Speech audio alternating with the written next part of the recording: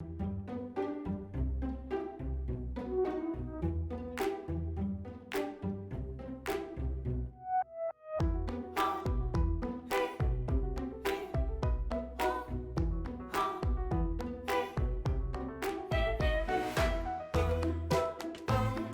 suis apprenti et aussi lycéen. J'ai un contrat du coup de 2 ans avec EDF pour une durée de 35 heures par semaine.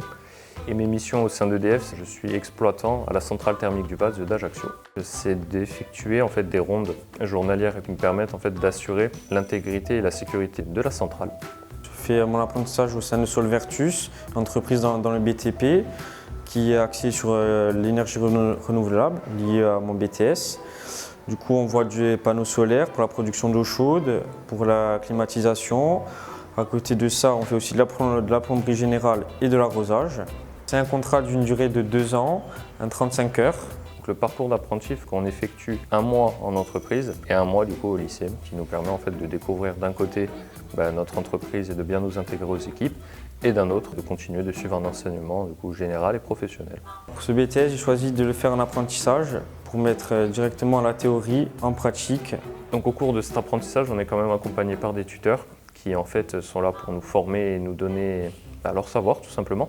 Et on peut être aussi accompagné par nos professeurs qui peuvent nous aider, que ce soit pour le milieu de l'entreprise ou pour le milieu scolaire.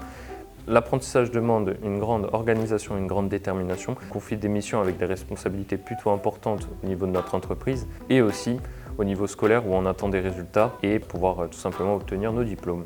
La qualité requise pour être en apprentissage, c'est d'être déterminé, assidu, ponctuel, dynamique, de travailler en équipe et être volontaire. C'est vraiment une expérience à vivre, vraiment. Même si c'est que pour 1 an ou 2 ans ou même 3 mois, le monde du travail, c'est pas du tout le monde scolaire.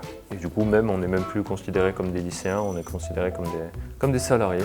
Au début, on observe, on apprend et petit à petit, on gagne la confiance du patron. Par exemple, moi, là, j'ai la voiture de fonction quand elle est libre. Du coup, il m'envoie sur des interventions. Par exemple, aujourd'hui, j'étais à Ajaccio pour installer un bac de douche. Et là, je suis revenu là pour mettre des gainables, c'est de la climatisation, dans des appartements, dans un immeuble.